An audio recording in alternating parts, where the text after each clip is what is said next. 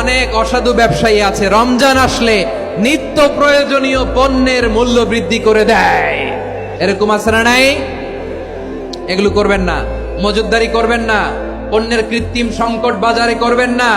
আপনি লাখ টাকা কামায়া ভাবছেন যে রোজাদারদের কষ্ট দিয়ে ধনী হবেন, এমন রোগ আল্লাহ আপনারে দিবে, কোটি টাকা দিয়েও আপনি হাসপাতালের বিল পরিশোধ করার ক্ষমতা আপনার হবে না। খবরদার। শেষ বয়সে দেখবেন কি কষ্ট আপনার হয়। আপনি রোজাদারদের কষ্ট দিচ্ছেন, আল্লাহ আপনার সুখে রাখবে?